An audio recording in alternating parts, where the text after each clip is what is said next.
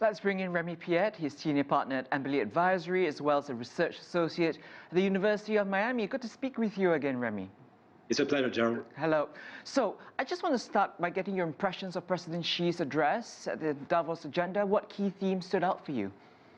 I mean, clearly it was an interesting speech and really calls for more multilateralism and more collaboration between world powers on a series of issues when we're looking at a potential, retaking of the economy in 2021 and beyond.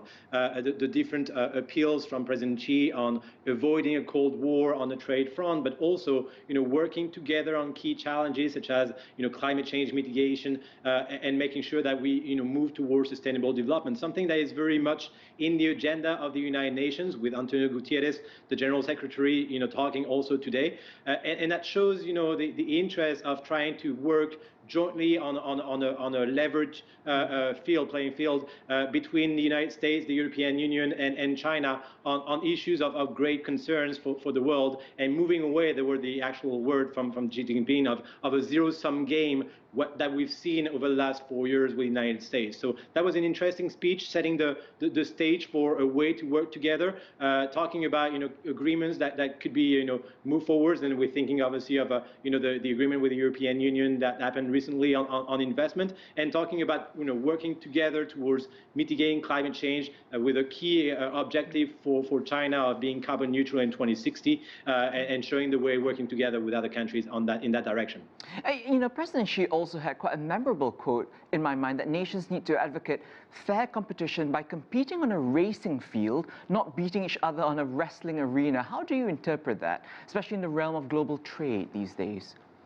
So obviously, I mean, he talked also about arrogance and how each civilization or regional power should work together on equal terms, and that's actually a call for rejoining key organizations such as the World Health Organization for the US, for example, and working on joint issues.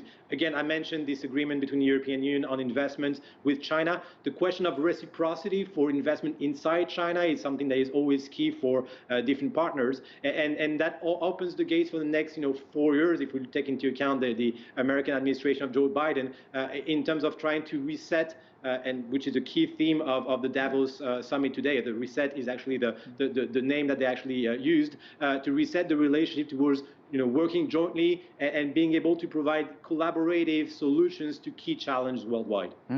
So China, as we saw last week, posted economic growth in 2020, about the only major economy to do so. What's the outlook like for 2021, both for China and the rest of the world?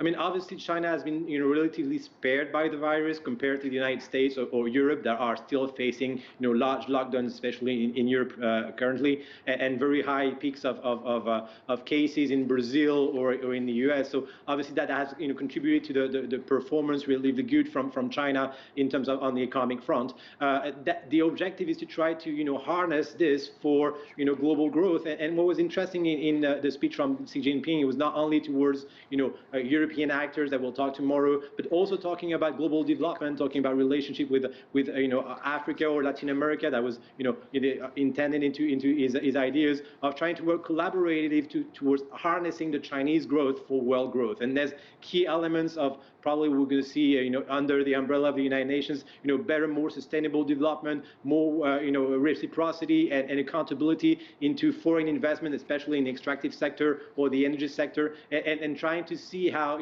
countries which are in the developing world will be benefiting from this growth better than it was in the case in the past, where there's been as a failure to work collaboratively towards global growth and development for at the global level.